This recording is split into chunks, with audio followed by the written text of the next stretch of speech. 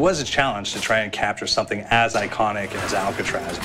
You know about this. This is arguably the most famous prison in the world, and now you're in it. Just the space, the physicality of it, because it's quite claustrophobic. When modern-day prisons are designed, they really consider not intimidating people or making the spaces, as least stressful as possible. Well, Alcatraz didn't suffer from those restrictions. They did the research, they went out, studied Alcatraz, not just from books or internet. They were actually there to feel the environment, so it really sets a mood that gets you a little spooked.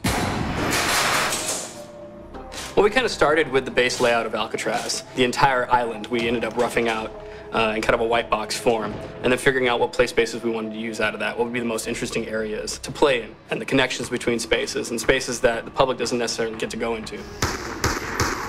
We really did a lot of pushing to really enhance that psychological horror aspect that we're really looking for, and this is a really good opportunity to really tell something special.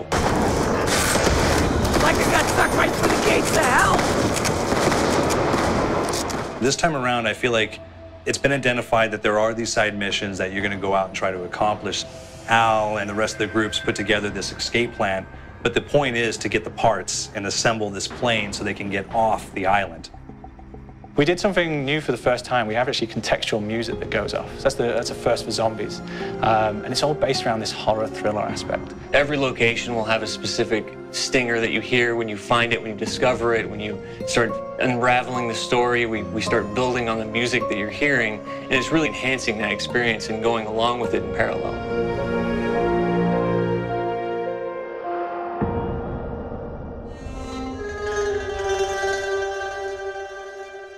Because we wanted to embrace this kind of horror thriller element, we wanted character actors, guys who could really embody someone and then convey emotion. So that's why we went for guys like Ray Liotta.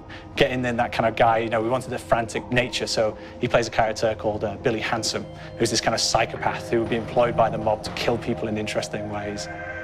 Chaz Palminteri, he plays a guy called Sal DeLuca, an old mob boss. Michael Madsen playing Finn O'Leary. He's kind of worked himself from the floor, from the streets. He's got his hands dirty in the blood and the guts a couple of times. And then we had Joe Pantoliano, and he plays Arthur Arlington, who's nicknamed the Weasel. Those guys, they bring a quality and a subtlety and timing that you can't really identify or try to recreate. Bring it on! Don't trash!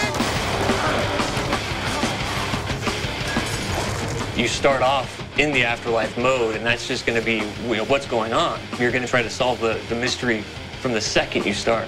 Afterlife, to me, brings a new element, like a new puzzle element. It forces me to think a little bit more or look for the clues or kind of think of zombies on a slightly deeper level.